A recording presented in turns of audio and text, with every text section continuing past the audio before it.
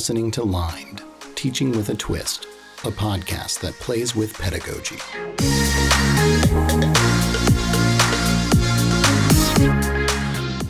Welcome to our third season of Limed, Teaching with a Twist. I'm sure you're all well aware as we enter the fall 2024 semester that there are a few upcoming elections happening around the world.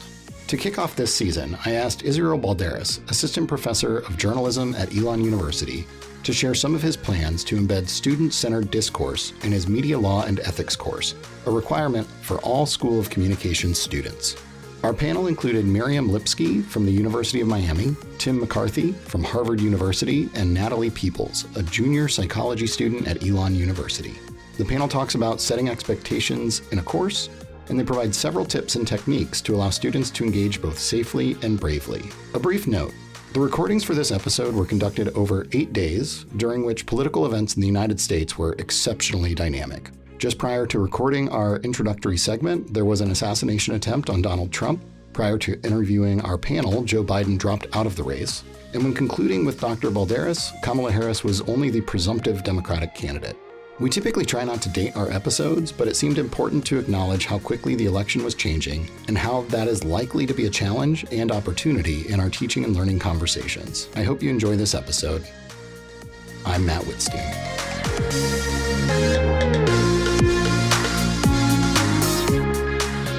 Today, I'm joined by Israel Balderas, and I am so excited to hear about his ideas for engaging his students in civil discourse in his media law courses. Israel, welcome to the podcast. Would you like to introduce yourself for our audience?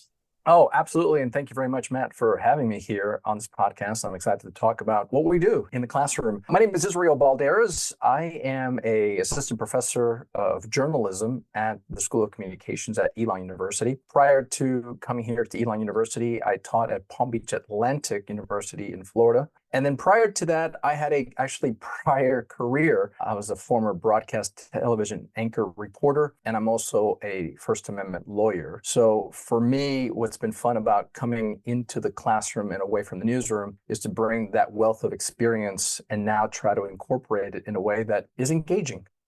Before we get into your classroom setting, I want to know a little bit more about how you are integrating some of your experience as a lawyer and a journalist into your teaching of journalism as a profession. You know, it's interesting because for the longest time, I was focused on teaching television reporting. That was my background. I was an anchor. I was a reporter. I worked both at the local level. I worked at the national level. For many years, I worked as a political reporter in Washington, D.C. And so my focus was teaching journalism.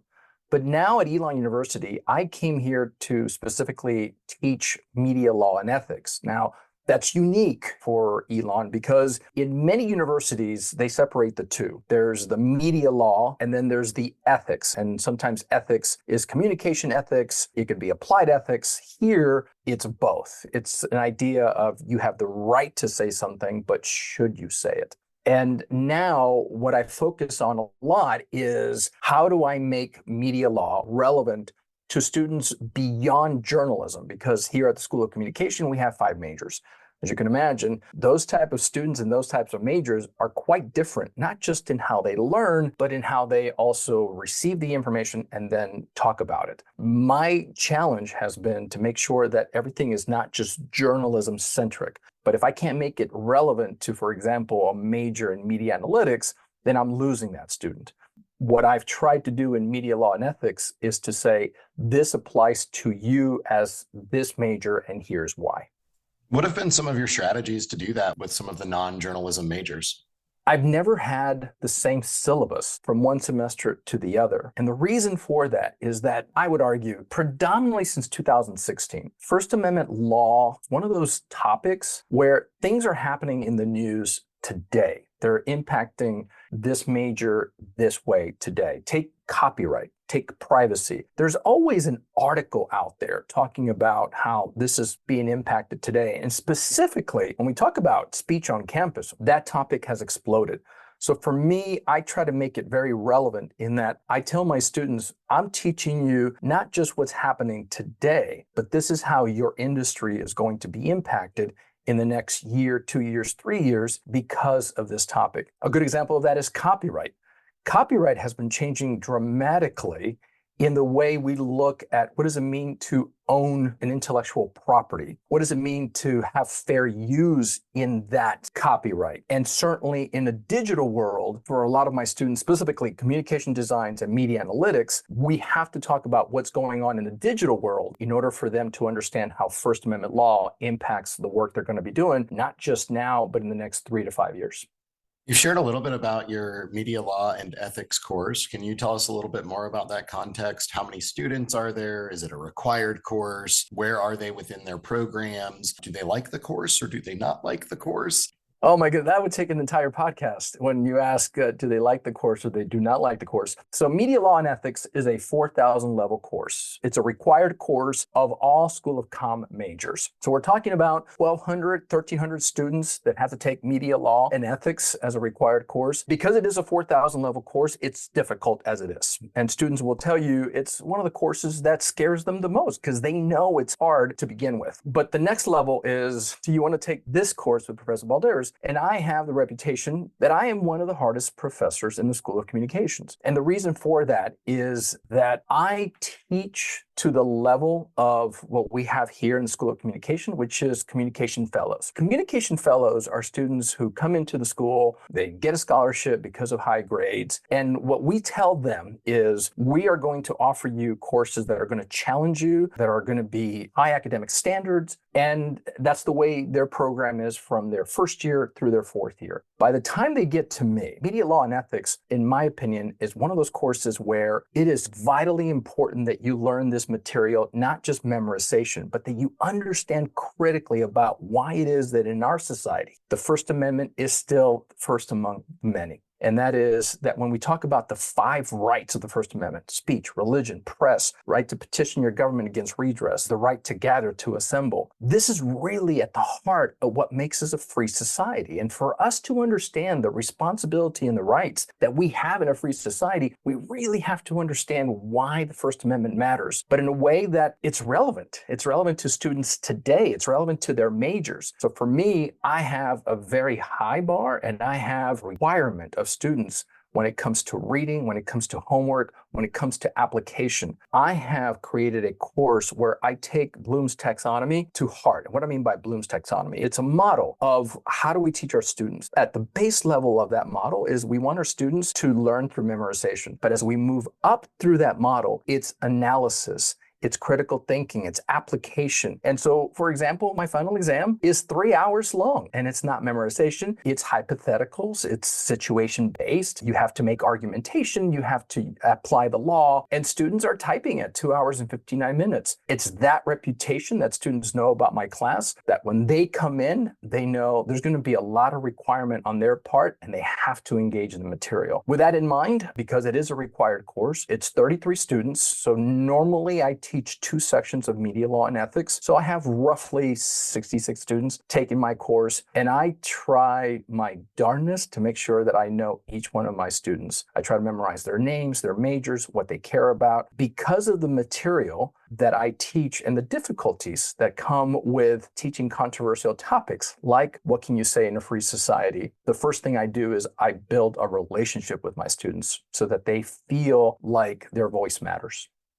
So you bring up that you have to teach some controversial topics. We also are sort of at a tenuous time here in the United States, approaching an election that should be pretty well contested between the candidates. So I would love to learn about what you're planning for the upcoming semester and some of your thoughts on how you're going to get your students to engage with that material. Right now, I'm working on a paper that is set to be published in 2025. It's a special edition to a journal that within my profession we adhere to. It's called Communications Law and Policy Journal. It's sponsored by AJMC, which is an organization made up of college professors that teach in the area of communications and journalism. And the title of my paper is called Bridging Divides Through Critical Discourse, Media Law, Pedagogy Reimagined. And the special edition of this journal asks the following: do we need to rethink how we teach media law and ethics at a time when we see increasing polarized society in America today?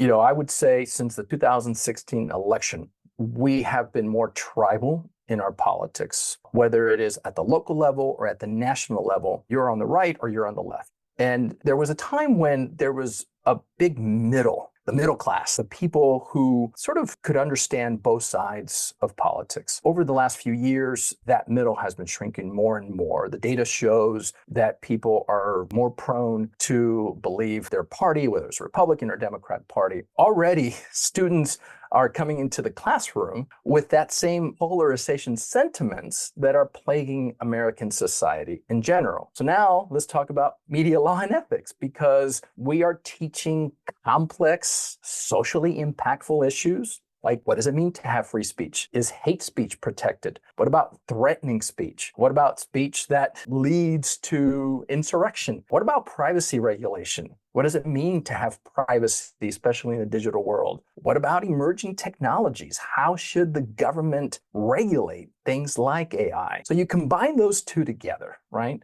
A polarized society and complex issues. And so therefore, individuals that span various demographics, they come in and they're struggling to engage with the material. My challenge is to say, rather than me just lecture on this material, how do I make sure that I create an environment where we can have student-centered, engage-focused learning so that students can not just only engage the material, but they can really be challenged to think about the material we're talking about. And so what are your initial thoughts on how you're going to create that environment? One of the things that I've been talking more and more is this idea that I'm not just teaching First Amendment law, but that rather my driving purpose, what is my why, is to teach civil discourse in the classroom. I use First Amendment material as the content to teach civil discourse. For me, this idea of adopting a student-driven, critically oriented discussion model, I want to make sure I'm teaching students to embrace what I call the positive tension of critical discourse. What is positive tension? So positive tension for me is this idea that we are going to have topics in the classroom that are going to be challenging for students. For a long time, especially at universities, we've talked about safe spaces and creating spaces for students that they feel safe, that they feel welcome in the classroom. But the problem is that the things that I'm teaching, take a topic like hate speech, the topic in and of itself is not safe. It's going to create tension, but that tension is a good thing for students. So therefore, instead of a safe space, we call it a brave space. And that was a term that was coined by two professors, Brian Arau and Christy Clements. They were talking about this idea that when you have a brave space is one where you're going to have this deliberate discussions, these concepts where we're going to really struggle with the material, where we're going to have diverse points of views. And at the end of the day, it's about the pedagogy. It's not about the right or wrong, but it's about the exchange of ideas. It's about perspective taking from others, being willing to be respectful, in many ways, being empathic about other points of views, and then being able to walk away feeling like you really learn, not just the material, but you learn from others. As I share some of this out with our panel, what are you hoping to learn from their experience and expertise?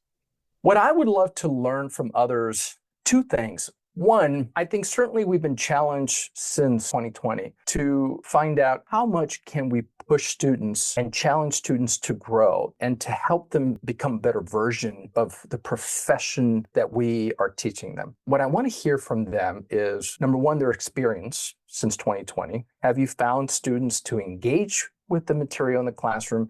Have they disengaged? I think the data bears out that students have been disengaged for the last 3 or 4 years. What are some of the techniques that you are using, both pedagogically and relationally, to bring those students back into a way that they're excited about being here in the classroom environment? The other thing, too, that I would love to hear from professors, what kind of structure are you creating in the classroom that creates accountability? And what I mean by that is, in the spring, many of the colleagues that I talked to talked about how absenteeism was increasing dramatically. And it wasn't just right around the time of the semester ending, but it was throughout the semester. More and more across majors, across disciplines, students were not coming to class. And so there's been this debate whether or not we should have policies in place that require students to come to class, that if they do not come to class, then that would lead to their grades suffering because of that. A lot of the policies that we implemented because of COVID gave flexibility to students to choose whether or not to come to class. And I'd be curious to know from our panelists, do you think that was the right policy then? And do you think that policy still works? How much accountability do we put into our classroom so that students know that they have to come to class, they have to engage with the material, and learning requires them to be active participants in that material? As you're thinking about the upcoming semester, are you having any things that you're worried about in engaging students in that type of discourse? Certainly, the presidential election is a concern for me. It should be said that we are recording this interview a couple of days out from when there was an assassination attempt on the Republican candidate here in the United States, Donald Trump. He was at a rally on Saturday, and a 20-year-old attempted to assassinate a presidential candidate. If prior to this event, we would say that our society is quite polarized, I think it's fair to say that now this really raises the bar on that concern.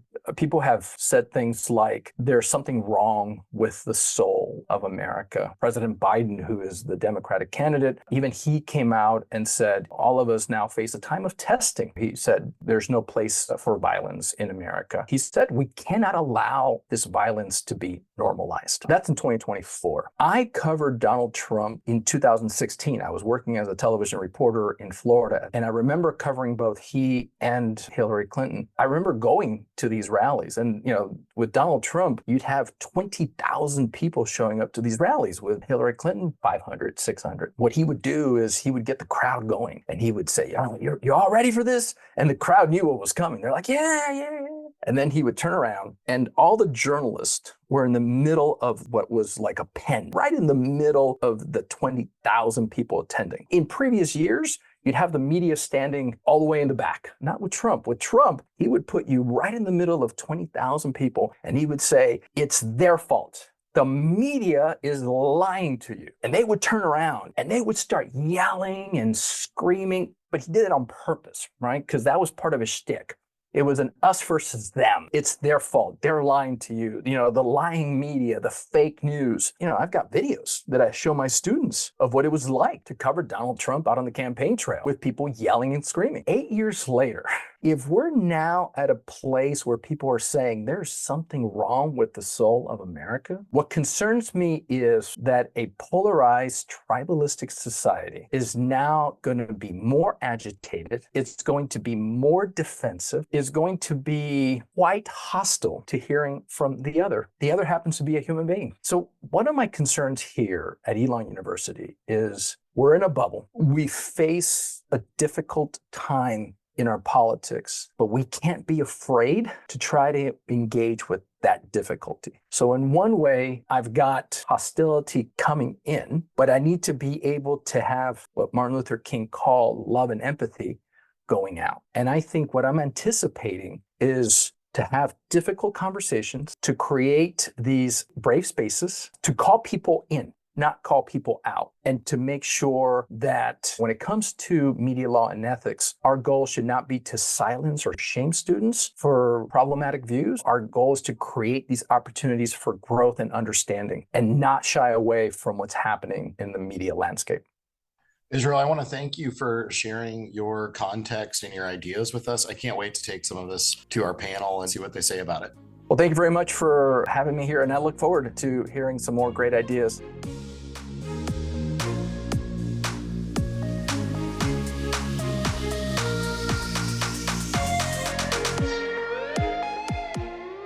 Hi, Miriam. Hi, Natalie. Hi, Tim. I am so excited to have you here. I had a cool conversation with Israel Balderas, one of my colleagues at Elon University, about having more civil discourse in his media law and ethics course. Before we get to that conversation, I want you to introduce yourselves to our audience. And in doing so, share your name, title, where you're coming from, and what does it mean to you to win a culture war when inevitably that means somebody loses a culture war?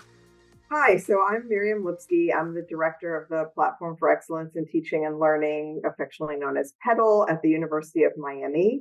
That's like our Center for Teaching and Learning. I also lead our programs on intergroup dialogue. I teach an undergraduate course called Creating Belonging Through Dialogue that I teach with a partner. And then we also have a program on intergroup dialogue for faculty and for graduate students. In thinking about kind of the framework of intergroup dialogue and your question about winning the culture wars, I want to turn that on its head a little bit. One of the things we always talk about with our students in intergroup dialogue is the difference between dialogue and debate. In a debate, one side is going to win, one side is going to lose. And framing a discussion in that way means that someone is going to walk away being told that they're wrong, they lost, their opinion, their feelings, their thoughts are incorrect. Whereas when you have a dialogue, you're seeking to understand where the other person is coming from. In a dialogue, there is no winner and loser. It's about understanding the other person's ideas, how they've come to those ideas and thoughts and feelings around a particular issue. In doing so, a lot of times you find some common ground. So when I have a chance to explain my views and you're actually listening,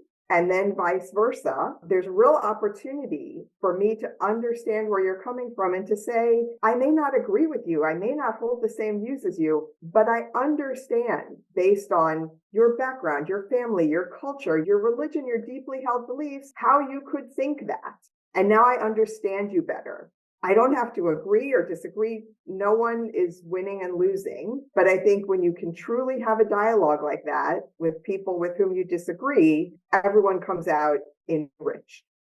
I am Natalie Peeples. I am a rising junior at Elon University, so I'm a student here participating in research. I very much agree with what Miriam just said in response to your question concerning culture wars. I think that it should be more focused on the discussion that people can have and being able to learn from each other. I think that with a culture war, it becomes more about fighting than it does about the issue at hand. And when it comes to fighting, it becomes something where people do not feel comfortable sharing what they believe. People do not feel comfortable listening to one another because they feel like they're being targeted. And so the entire idea of a culture war and who wins that is, to me, basically just who is the loudest person and who is able to stick to their ground, which is not the way that I think it should go. I think that it is a lot better to be able to have those discussions, be able to learn from each other. And like Miriam was saying, focusing on talking about it, focusing on being able to understand one another rather than fighting over an issue that everybody has stake in and everybody's interested in.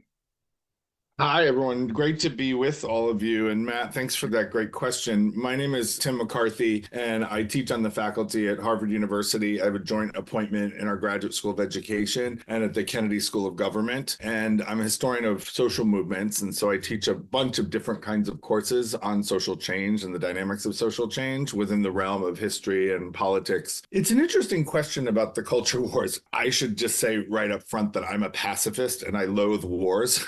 So I'm not someone who enjoys a war, and that goes for the language of war. So I think both at the level of the actual fighting that happens in wars and also the rhetorical or linguistic battles that we use words to wage. Those things are distasteful to me in a general sense. And I absolutely agree with both Miriam and Natalie that this idea of intergroup dialogue across lines of difference as a way to think about how we can seek to understand, how we can ask questions of one another, to understand that those differences, to unearth the things that may separate us or make us disagree with one another, and to listen and to ask questions, and all those things are vital. And I actually think that colleges and universities actually play a crucial and maybe even a unique role in fostering those kinds of contexts in our classrooms and outside of them, where we can actually do more of that work so that we can understand how we can live together, not just to tolerate one another, but to actually embrace one another and coexist in a peaceful and generative way. That said, I think we're living in a world filled with conflict, some of it quite violent,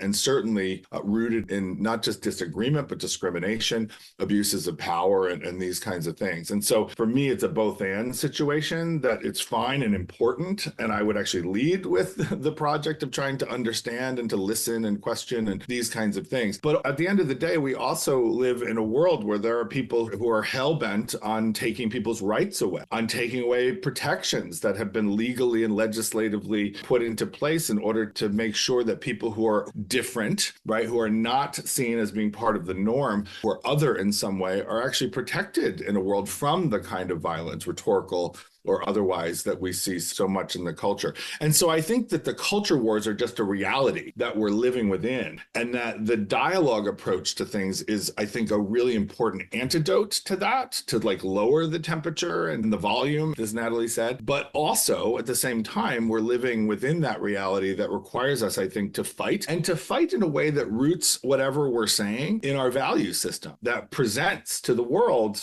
this is why I believe what I believe, not just this is how loud I can say it. And to try to then use that values-based argumentation as a way, maybe debate and disagreement, as a way to persuade as many people as possible that your moral system is a better way to live, as a vision for a multicultural society that's rooted as much in disagreement and difference as it is in agreement and understanding. Well, I can tell from those responses that we're going to have a really lively conversation today. So as I said, I recently interviewed one of my colleagues, Israel Balderas, who's a assistant professor of journalism here at Elon. He is a First Amendment lawyer, and previously he was a political journalist based out of Washington, D.C. And he teaches a media law and ethics course, which is an upper level required course for all communications majors. He really wants to engage students in sort of critical discourse, student-centered, discussion-based pedagogy in his class. And he has some great ideas on how to do that. But our goal today is to sort of give some ideas of how you might engage from a starting point students in those conversations and get them to build some of the skills and knowledge bases that they would need to have what you all described as dialogue instead of sort of that culture war mentality where somebody has to win. What I want to lead off with is just real quickly, what is one strategy that you use personally to reframe a tense conversation or debate style argument? One of the things that I think gets in the way of productive conversations is the kind of emotional fervor that people feel deeply and also voice in various ways when they're feeling heated and where they're feeling like someone isn't understanding them, either willfully or not. And so I think naming the emotional location that we're in and that we're kind of existing within in any given moment is really important. I talk about this in my course on Brave Communication as developing a keen sense of emotional articulacy. The ability to say, this is why I'm angry, or this is why I'm afraid, I'm feeling not understood or not seen. And I think too often we don't name that elephant in the room, that we allow those emotions to actually take over the situation without actually acknowledging the truth of their existence. And this is on all sides of these. I would also say that sometimes it's important to set the stage early on in the course. So in my courses, I always do community agreements at the beginning of the semester, the first day. And in a small course, we co-create those. But I know things that I definitely want to be on there around confidentiality and how much space people are taking up and how we're going to respect each other and treat each other and things like that. So if the students don't mention those, I will say something like, oh, in past semesters, students had suggested this. What do you all think of that? And everyone usually goes, oh, yeah. We want to be respectful of everyone. Usually they come to this themselves. And in a much larger class, I know faculty who will hand out a list of kind of community agreements and say, can we all agree to these? When you've set that stage at the beginning, then when things get really heated, you have something to refer back to if people are not reacting to each other or being respectful in the way that everyone had agreed to on the first day. So I think that that's a really helpful strategy that can avoid those situations where things are just mushrooming out of control, and it makes it much easier when you have something you can refer back to. I very much agree with what Miriam was just saying. It is extremely important to set clear expectations in a classroom. As a psychology student, we talk a lot about things like labeling emotions in our conversations and discussing things in that sort of way. And if you don't first set the expectations for the ability to do that in your classroom, students are not going to engage in that. They're not going to feel as though that's what you want them to do. Through my experience, I have seen that when my professors are examples of that, and when they are the ones who are also labeling their emotions, it makes it a lot easier for the students to be able to engage in those conversations as well. And then in terms of how to reshape the kind of civil discourse that we're having and to make sure that it's not so much of a fight, I think it's very important to not place blame on the person that you're communicating with. I think that you definitely can have disagreements, and you can obviously have differing beliefs and differing expectations of what you want to come out of the conversation. But I think that having a conversation and setting it as a conversation is imperative to being able to understand each other and work through it. If you place blame on the person, that's when they begin to feel targeted. And at that point, it just becomes a fight between people and it's no longer civil discourse, just like a list of setting expectations and then being able to label your emotions, being able to label where you're coming from. Setting that as an example as a professor is huge. And then also don't place blame on the people that you're communicating with. As we're coming into this recording, President Biden has just dropped out of the election and Kamala Harris is the presumptive nominee for the Democratic Party at this point. And we are approaching what is expected to be a pretty contentious election season for a lot of us in our academic settings. You all started talking a little bit about how to set the stage in sort of the beginning of the course. I want to get in a little bit more to that is how do we progress students from that early stage of it being safe and comfortable to starting to push those barriers a little bit and getting to the sense of like, how hard can we actually push our students?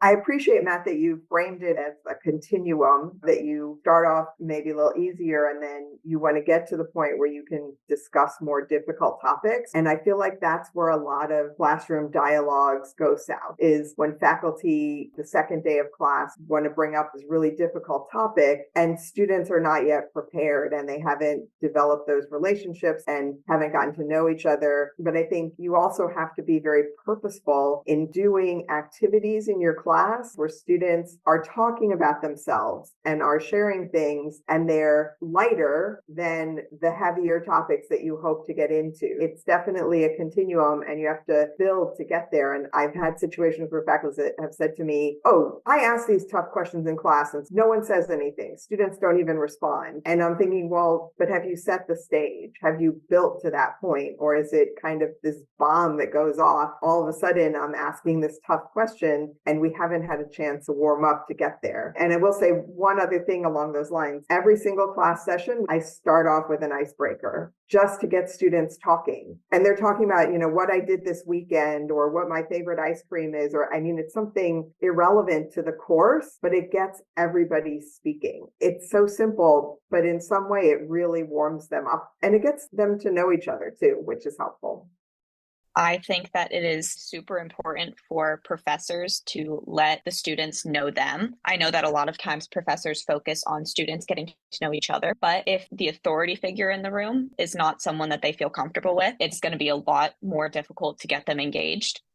Natalie, can I just ask you a question about that as a professor? If my views are very different than yours, perhaps, and I've expressed those as the professor, I'm asking you as a student, would you feel less comfortable sharing your views in my class, or would you feel like I might give you a lower grade or think of you negatively if your views are different than mine? Because that's something that I struggle with all the time. How much of my own opinions do I divulge? Because if a student thinks, oh, Dr. Lipsky thinks completely differently about this than me, I'm not going to discuss it. I don't want to shut them down. As a student, I would really like to know how you feel about that.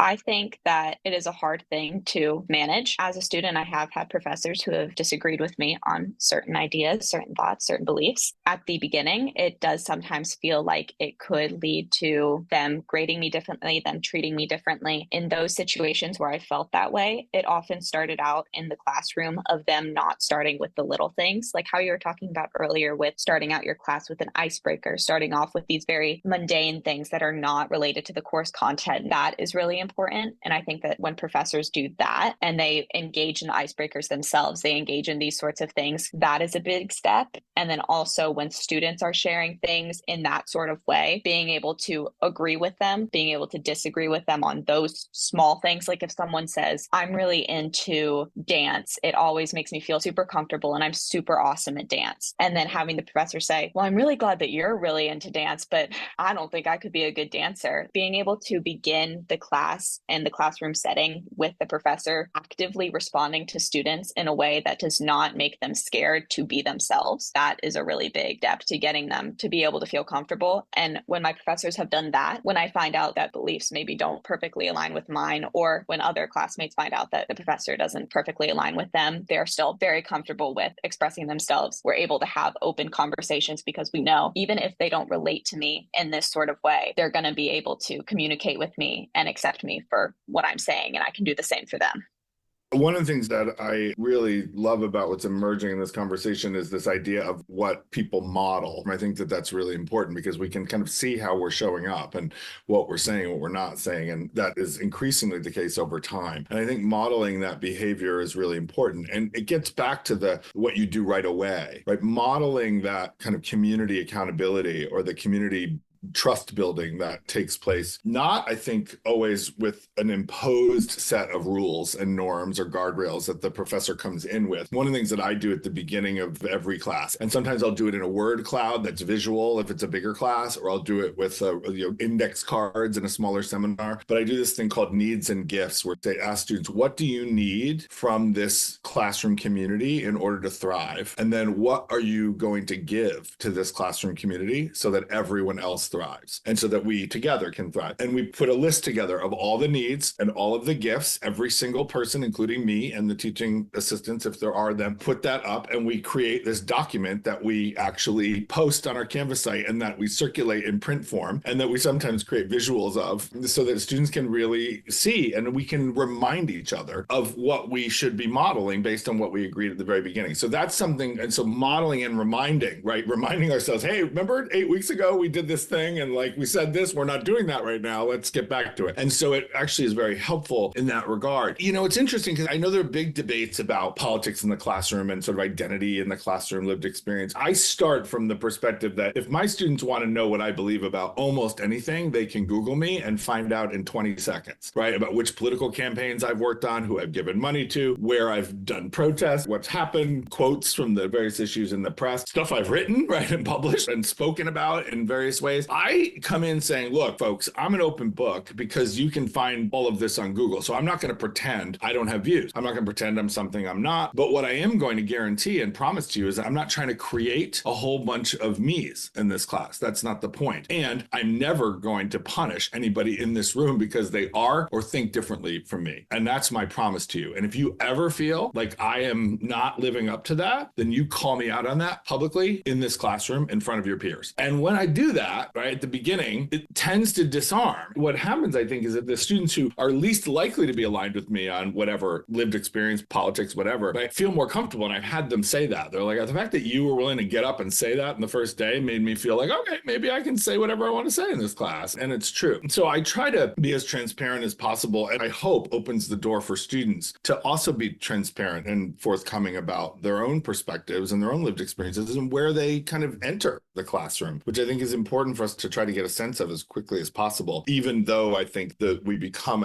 more open, more transparent, more vulnerable, maybe even more brave over time. I do think the sequencing of how we do this is also really important.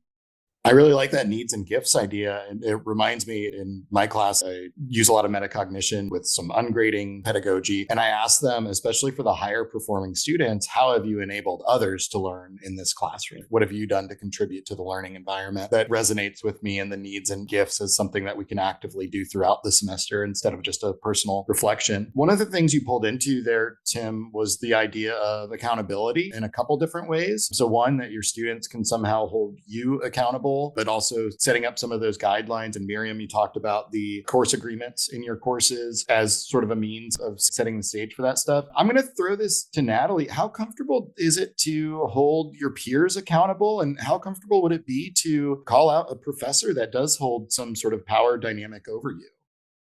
I think that this is a very interesting question, and I think that it very much depends on the type of student. I am part of the honors fellows here. With that comes more interest in academics than some others. With being a part of the honors fellows, I do feel confident in leadership as well as in discussion being open. I think in regards to peers, it's more of a question of the leadership role than it is of calling out your peers. I think that in a classroom setting, talking with your peers in general is what I would consider closest to calling them out, is just having an open conversation with them. I think that in classroom settings, for some students, it is very easy to communicate openly with your peers and make them feel heard and make you feel heard as well. But I think that you have to know how to discuss difficult conversations and difficult topics. And not everybody feels comfortable doing that. Not everybody has been raised in a way where they feel like they could have done that. I was very lucky to be raised in a household where we had difficult conversations growing up. I talked about these things with my parents. I talked about these things with adults. I also grew up in a household where adults, yes, they are authority figures, but they are not people that I have to agree with all the time. So in terms of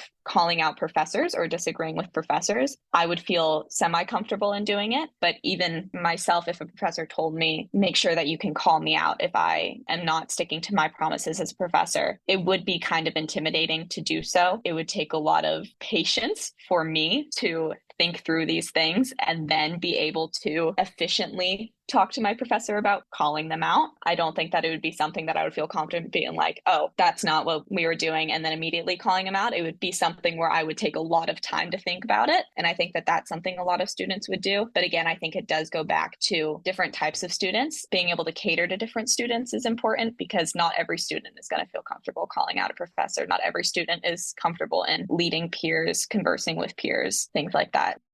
Natalie, I appreciate that you brought up how you were raised, because I was raised as an Irish, Italian, Catholic, working class kid at a table filled with factory workers and educators and union presidents. And, the whole idea that you shouldn't talk about politics or religion at the dinner table was like, literally, that's all we talked about, plus sports.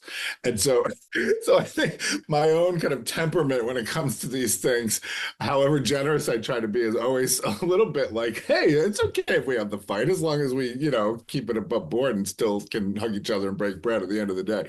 This language of calling out, and I realize I'm the one who introduced it, and so I want to complicate it a little bit. When I say calling out, I do mean a kind of gentle accountability mechanism that I think as professors have to put in place across those power differentials, I think right away. Like, I try to signal to my students all the time that I am open to criticism, that I'm going to do what I ask them to do, and I'm going to try to model as best I can, and I may fail. And when I do, when I fall down, please tell me, right? So I can get back up and get right on the path again. One of the things that I assign early on in my course is actually an article by Loretta Ross on calling in. And she's just written a book about this, on calling out culture and so forth. So she talks about a whole bunch of strategies about how you call people in these contentious moments and across lines of difference and power, and to try to have more productive conversations and more critical and conversations that seek to understand, back to what we were talking about earlier. And so that's one of the things that I think we can do as a classroom community to build not a calling out culture, but this calling in inside these spaces that we're building together. And I think you can do that in lots of ways, right? Like, I don't necessarily expect every student to say, hey, McCarthy, you said this yesterday and you're full of crap. Like, you should take that back.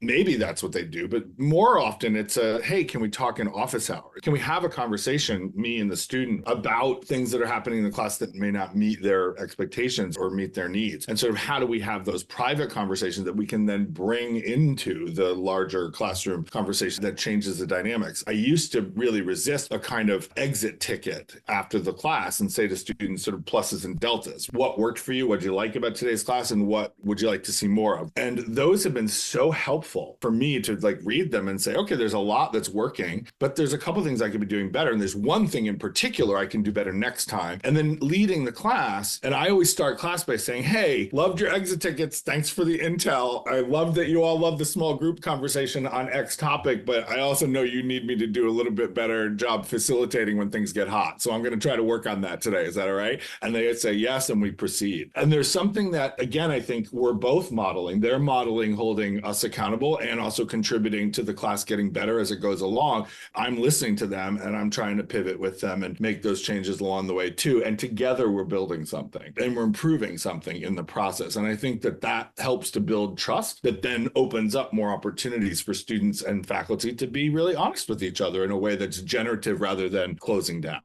I love that you use the Loretta Ross article. I also use that article. I assign it to my students, again, as a way of talking about what's the difference between calling in and calling out and getting them to understand that. And then I love the exit ticket idea too. It's a great way to get formative feedback, even if a professor doesn't do it for every class, but maybe you do it when you feel like something felt a little off today. Let me do an exit ticket for today's class and see what students are saying. of course, the really important thing is to let them know that their feedback was heard in the next class. I love that. The other thing I just wanted to follow up on is the ability to build dialogue and conversation skills, because some students may not have had this opportunity to really talk about contentious issues. Some students I have found in my classes are from cultures where you would never speak to the professor, you would never question the professor, you would never talk to another student in class. It is a one-way professor to student, knowledge poured in kind of experience that they've had, and then they find it very difficult when we want them to discuss and have dialogue with others. So providing them with some sort of low stakes experiences early on in the class where they get to discuss something with other students and practice, and you give them guidelines, like in your discussion, these are the things we want you to focus on, and here's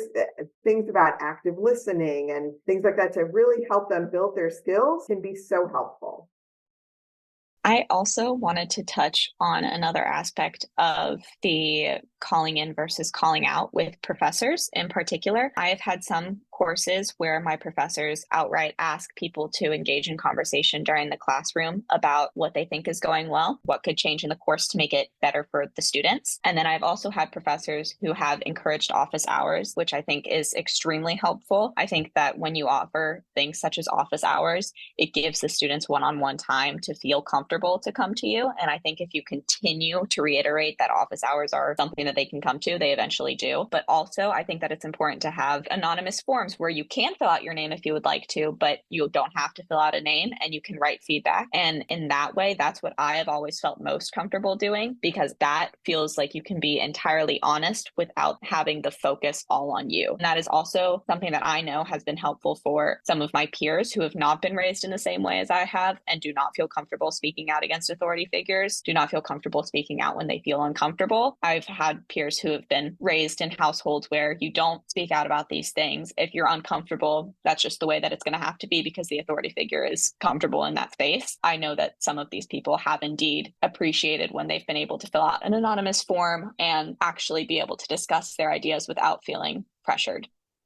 Three quick things in response to that. One is that I totally agree, Natalie, that having anonymous forms of communication in that regard and feedback loops is really, really important, because one of the things that I find in those is that actually usually if there's something going wrong, multiple students will mention it. Or if there's something that is lacking in some way that they'd like to be added to the course, like 10 of them will say it. And so actually it's a collective suggestion and you can kind of present it back in that way. Another thing too that I wanted to just name is that, of course, when we have diverse classrooms, there are going to be lots of different kinds of students, not just in terms of all the different identity markers and intersections of identity, but in terms of like how they're raised and what cultures they come from and contexts that shape them. And one of the things that I think is important is that this year isn't just the American election that's coming up in November. This is actually the year where the most number of people in the world are voting in democratic elections in the modern history of the world. And so when I look out at my international student body, I realize that like, oh, half of them are people who are also voting or whose families or countries are voting in that way. And I actually think that's a way to reframe the particularly contentious election that we're in the midst of right now that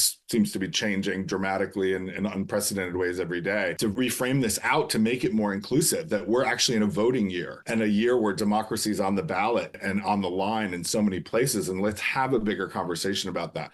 The other thing that I want to say about students who are raised in perhaps more deferential contexts, or they're not used to or allowed to sort of talk back to teachers or authority figures. I teach this course on brave communication. One of the things that I find every year is that the students who are most kind of cultivated to be deferential to authority figures and not speak truth to power are the ones who in that class actually become the fiercest communicators, in some ways the bravest communicators and storytellers, because in some cases they've been waiting for. Many of them are women, many of them are ethnic and racial or religious minorities in their home countries. They grew up in non-democratic societies. They've been waiting for a moment to talk about human rights or women's rights or power or these kinds of things. I wouldn't want to always defer to the cultural cultivation that people come in with, because sometimes these spaces, our classrooms, allow for people to change and transform and to become different versions of themselves, which they have been yearning to become.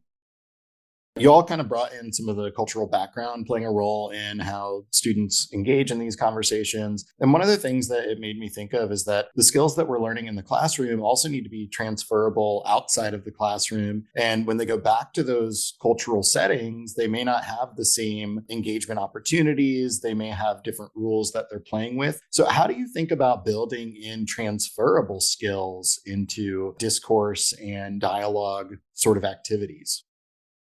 That question really resonates with me because it just makes me think about my students in my intergroup dialogue course. Part of the purpose of the course is to build your ability to have difficult dialogues with people who have different ideas. And Thanksgiving for the last, 8 years or so has been often a very contentious time when you have families gathering together who don't all share the same political belief. I have had numerous students who've come back and said, Thanksgiving in my house is usually like a little tense, but I used my skills from this class and I was able to talk to Uncle so-and-so or grandma or whoever it was and really have a dialogue and seek to understand where they were coming from. So it wasn't just like an argument and this massive fight erupting around the dinner table, but I was using my skills and they worked. So I've just been really happy when that has happened.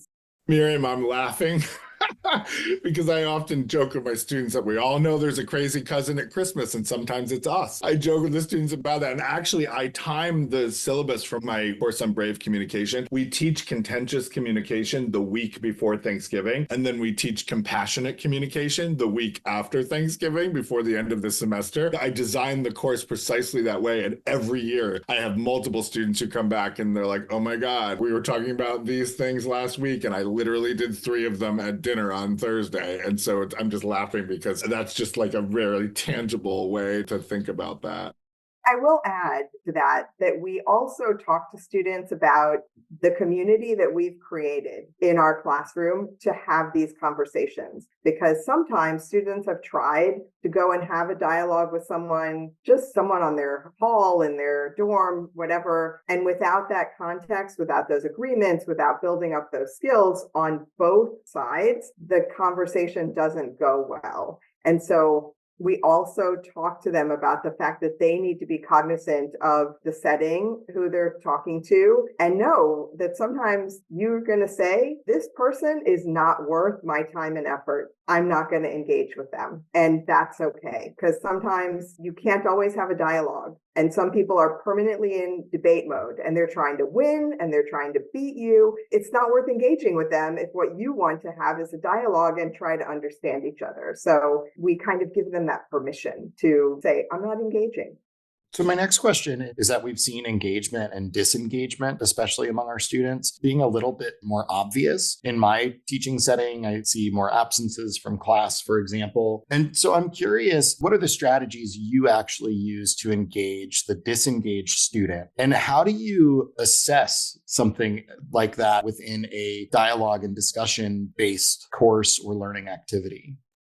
I can offer a little bit. I have not had any experiences with courses that have specifically focused on that. In my courses as a psych major, we don't often get into super civil discourse type conversations. That was something that happened a bit more in high school and definitely in my freshman year as well when I was doing my general education courses. And I think that this kind of goes back to what we were talking about way back at the beginning of labeling and labeling your emotions, labeling your thoughts, labeling where you're coming from. I think that that is one of the skills that I have learned in my courses, and that has transferred to my life and communication with others about these sorts of issues, is the idea of labeling your thoughts. It's been a lot less in my classes focused on actual civil discourse and has more been focused on soft skills of communication, teamwork, and general relationship skills and things like that. And I think that those transfer very nicely over to big discussions of topics like civil discourse and the election that's coming up. It's a very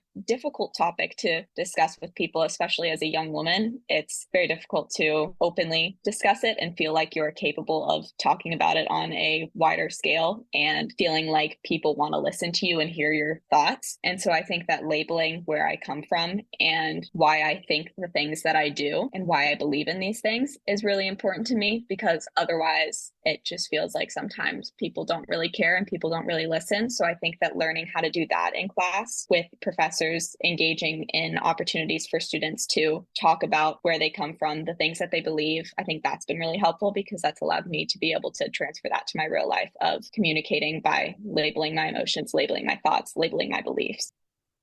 We have an initiative at the University of Miami to do more dialogue and discussion-based teaching. And one of the methodologies that we're embracing is the Harkness method, which is used at Exeter in New Hampshire. It's now used by a number of other institutions as well. But in the Harkness method, students in the class are gathered around kind of an oval or ellipse-shaped table, because how space is arranged matters in teaching. We've actually purposefully reconfigured some classrooms for this method. But there is an app called Equity Maps. That app allows a professor or a student that's assigned in class to track who's talking throughout the course, throughout the day's dialogue. And so, I mean, you can also do this on paper, but the cool thing about this Equity Maps app is that at the end, it will produce a report that tells you how many times each student spoke and for how long. And so some faculty are actually using this, and they'll assign a different student every class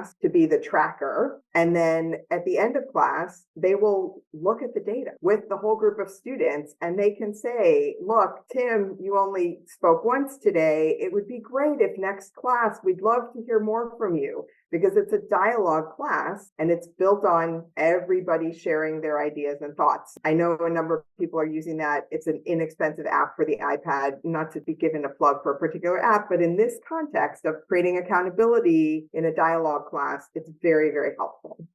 We have a thing called Teachly that we use here, and it does the same kind of thing. And students have to opt into it, but it's actually quite helpful in terms of who is speaking and how much and all of that. And I think anytime we can at least try to get our heads around that, the better off we are. One of the things that I think is interesting is I actually learned, in part because everything was disrupted during COVID, right? None of us were expecting this, right? I've never felt more at sea and unprepared to do the work. And none of us knew what Zoom was before spring break of 2020. And then all of a sudden we had to teach on Zoom for 2 years. And so I actually think that world historical disruption in many ways actually produced some really wonderful, produced some terrible things, but it produced some wonderful kind of reimaginings and rethinking of what we can do in practice as teachers. And one of the things that I found was so important during COVID that has lasted is the need that students have for more connection. My course on leadership and communication is all communication and leadership is about relationships, social movements. All social movements, the social is as important as the movement, right? When you think about all of these ways in which we come together, and classrooms are communities, the more we can do to foster kind of collective engagement and interaction with one another, the better. And so one of the things that I tried to do is create lots of opportunities for students to speak and students to listen, for students to collaborate, for students to lead, and putting them in various situations about like, okay, here you two are going to lead class this week, and have pairs of students or groups of students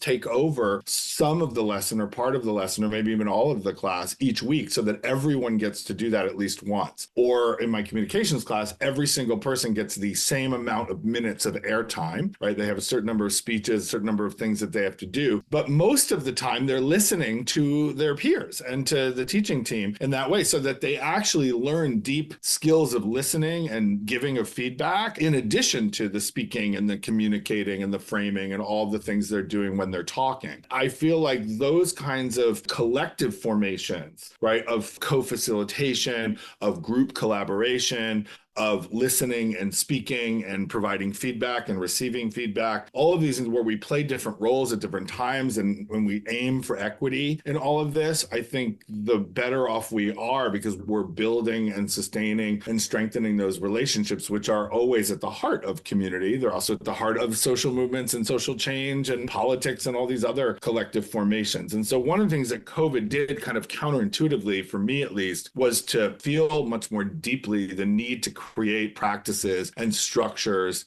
in our classroom communities that allowed people to come back together at a time when we were all being torn apart and where we were really isolated as individuals in this kind of collective experience that we all experienced in different ways. And I will say, I think I'm a much better teacher because of COVID, because I had to go through that crucible like we all had to, and kind of relearn and unlearn some of the things that we've been doing so that we could do things better. And I feel like the students have risen to that occasion and also taught me a lot about how to be a better member of that learning community.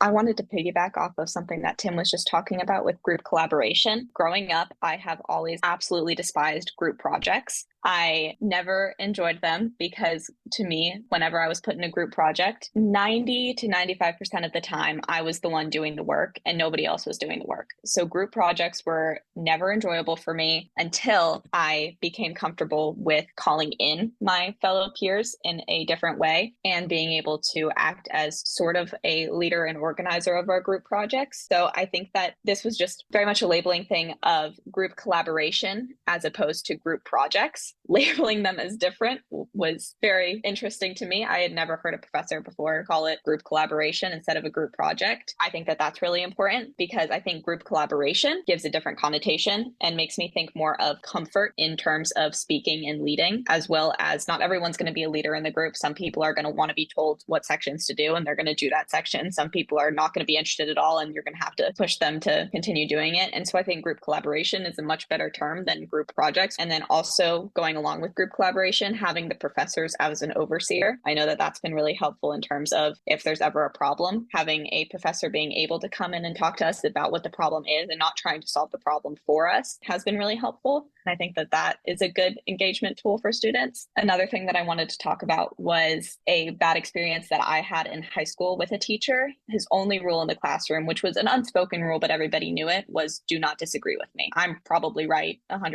of the time. That is something that obviously does not get students engaged. And so I think that having expectations, but not having the opinion that you are all that in a bag of chips above everybody else and the ultimate authority leader that everybody should pay attention to 100% of the time and you're always right. That is something that is huge, especially for students in an undergraduate program. They are looking to express themselves. They're looking to find these new ideas and these new experiences. They're looking to challenge themselves and think in different ways. And if you just respond to a new thought that they might have had by saying, no, you're wrong, that's not something that's going to get the student engaged. So making sure that you're not doing that, that's huge. Also, I wrote this down, accommodate, but don't excuse. So I think that having accommodations for classes is huge. I had a professor this past semester who allowed students to be on Zoom, and that counted as full presence in the class if they wanted to. He obviously encouraged people to come to class, but if you needed to be on Zoom, you could join at any time. You didn't have to give him an explanation as to why, but you could be on Zoom. And I think that that is really good for some sorts of classes, but I think that it can sometimes become an excuse for a class such as a discussion-based class. Like this one was much more lecture-based. So for discussion-based classes, I think it's very important to focus on accommodate, but don't excuse. You want to create these expectations for your students and you want them to be able to know these and you want to reaffirm these as you go through the class. Don't just say it once and be like, this is my expectation and then move on. Reaffirm it every time. Reaffirm it when you see something going downhill that you don't like, but don't excuse what they're doing if they are not participating in your class in the way that you want to see. Not everyone is going to be the loudest person in the room.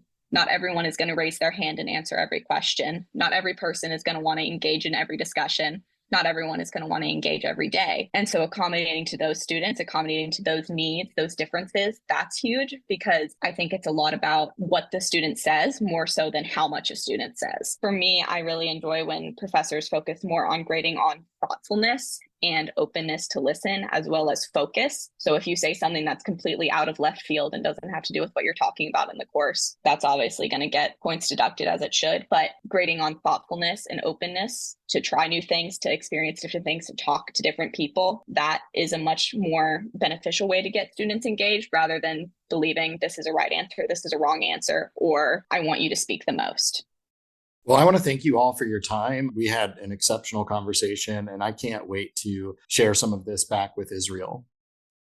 Thank you so much for having me. I am very, very grateful and happy to have been here. Likewise, it's been a wonderful conversation, wide-ranging, and I really appreciate everybody's thoughtfulness. And Matt, thanks for bringing us together for the conversation. I so appreciate being invited and being part of this conversation. It's been so interesting and enlightening, and thanks.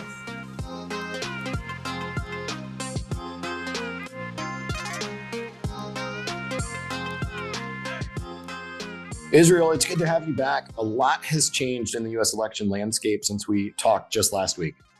It is good to be back, and a week feels like a lifetime. I look forward to today's conversation because it'll at least take me back a few days. I'm excited to share with you what our panel discussed about discourse in the classroom. We spoke with Miriam Lipsky, director of the University of Miami's Platform for Excellence in Teaching and Learning, or PETL, Tim McCarthy, a social movement historian that teaches at Harvard University, and Natalie Peeples, a rising junior psychology student already starting a research journey here at Elon. I asked the panelists to introduce themselves while answering what it means to win a culture war when inevitably that means someone loses a culture war. They each shifted the idea of war as a destructive practice toward dialogue and understanding. As I pushed to ask about how that can be accomplished practically, our conversation moved towards lots of ideas that I hope you'll be able to use in your classroom and I'll be able to use in mine. So to start, the panel expressed value in setting expectations and guidelines early in a course. Miriam talked about community agreements that she often co-creates or seeds with ideas to set some structures that support both safety and bravery in the classroom space, and using an icebreaker during every single class session to help initiate conversation and build trust. Natalie shared that faculty modeling behavior helped her engage in conversation, as well as setting any guidelines or boundaries you might have with students specifically. And Tim shared his practice of asking students to share at the start of classes what needs and gifts they have and will offer to ensure thriving happens in his classroom that day. This sort of transitioned our conversation to talk about Loretta Ross's idea of calling out versus calling in. And I know we talked about that a little bit in our previous conversation. Natalie shared that it's taken her some time to navigate how to actually call classmates into work, such as group projects or discussion. And that might be a good reminder that students will have varying levels of skill or comfort with doing that themselves. We also talked about how individual students might have very different upbringings or cultural backgrounds that have different rules of engagement in terms of speaking up in hierarchies. This sort of leans back into the idea of setting some of those guidelines out loud and at the start of a course, and possibly revisiting it to ensure students feel comfortable. The panel agreed that some anonymous feedback that you actually read and respond to is really helpful for creating that relationship with students. Tim uses QR codes to do exit tickets. Then he summarizes that feedback to share with students as one example. This made me wonder a little bit about transferability of discourse skills when ultimately we want students to develop skills useful outside of the classroom where institutional and social rules might be very different. Miriam and Tim talked about structuring some learning topics around Thanksgiving break to give opportunities to practice difficult conversation skills at a dinner table that likely includes some diverse opinions. Miriam made a really good point that we need to contextualize to our students all of the work that we're actually putting in to create a space that is safe and brave. You have to ask if homes and workplaces are doing that work as well to foster spaces for critical dialogue like you're trying to create in your classroom. We finished by talking about engagement, disengagement, and assessment. Two apps came up, Teachly and Equity Maps, that allow teachers to track participation and get more detailed data about discussion engagement. Miriam talked about setting up the physical space so it's conducive to engagement. For example, circles allow everyone to see each other. And Tim shared that one of his lessons from COVID was the need to establish and maintain social connection. Natalie ended our conversation with this nugget: accommodate, don't excuse. Essentially, having clear standards and expectations, and accommodations should support students meeting those standards, not excuse them from participation altogether. She reminded us that students are actually looking for opportunities to express themselves and explore the difficult topics you want to have in your class. So I realize this is a lot all at once, but I wonder what's one small chunk that you might add into your course this upcoming semester.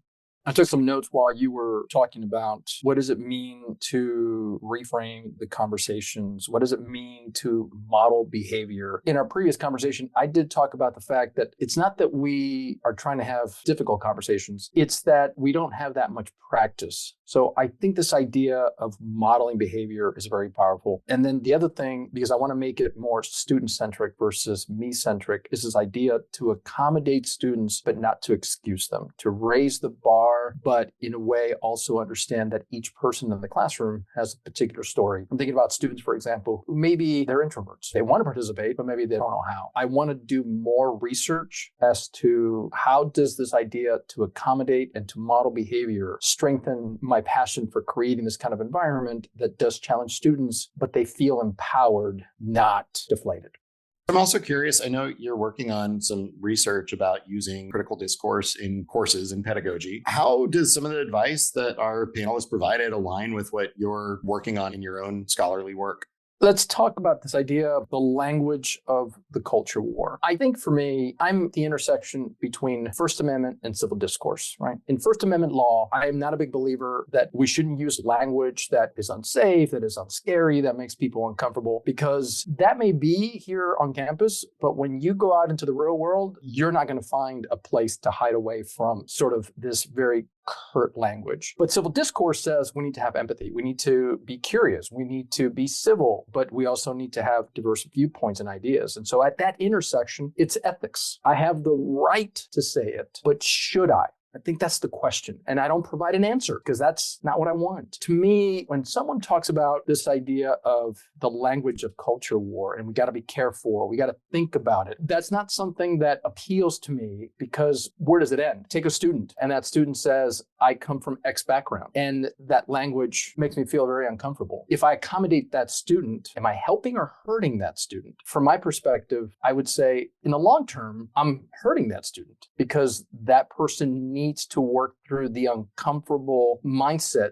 that he, she, they are going through, but at the same time, being able to understand why they're uncomfortable with that language. Whether it's anti-LGBTQ language, whether it's anti-religious language, I would not be so keen to say, let's be careful with the language we use. I would say, bring the language, but let's work on the substance, not the rhetoric.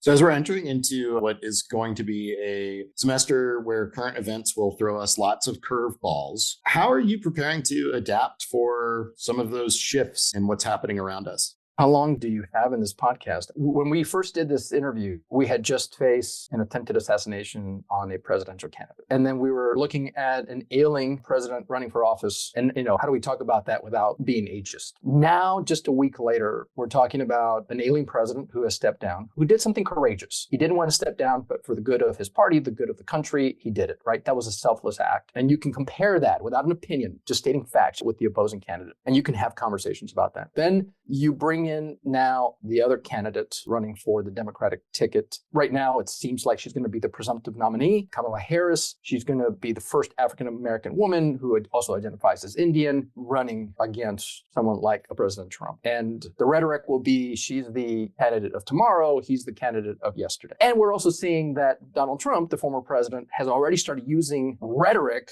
that for some, it could be racist. It could be sort of anti-feminist. Normally, you would say, I want to bring in conversations that are going to be uncomfortable. But now I'm saying I'm going to bring in new stories that are going to be uncomfortable. And these are going to be things that are happening out on the campaign trail that we need to have conversations over. We need to have conversations about race. We need to have conversations about what does it mean to have gender identity? What does it mean to have religious beliefs? And so to me, politics serves as the teaching material for the class. And what excites me as a professor is the ability to teach students how to think critically about today, not yesterday, not tomorrow. This is happening right now. To be here at Elon University, where we don't make small plans anymore. We are a national school. We attract a national audience. And we're at a state that is probably going to have major attention in the political sphere, whether it is that we're a battleground state or whether we, the vice presidential candidate for the Democratic ticket happens to be our governor. So to me, it's the opportunities to show the kids what their future looks like and to prepare them for that. I get to be part of that. And that is a humbling experience.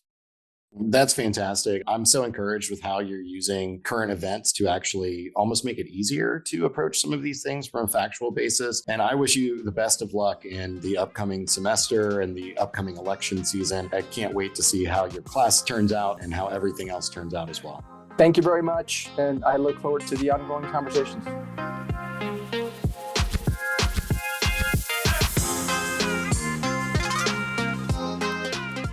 Lined, Teaching with a Twist is produced in collaboration for the Center for Engaged Learning at Elon University.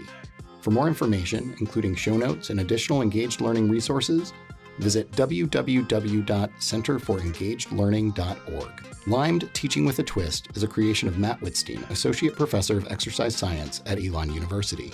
Episodes are developed and hosted by Matt Wittstein and Devani Taprani, Assistant Director of Learning Design and Support at Elon University. Olivia Taylor, a class of 2026 Music Production and Recording Arts major, is our summer 2024 intern and serves as a producer and editor for the show. Original music for the show was composed and recorded by Kai Mitchell, an alumni of Elon University. If you enjoyed our podcast, please take a few moments to subscribe, rate, review, and share our show. We aim to bring insightful and relevant content to educators each month, and we would love to hear from you. If you're interested in being a guest on the show, do not hesitate to reach out. Our most updated contact information can be found on the Center for Engaged Learning website. Thanks for listening, and stay zesty.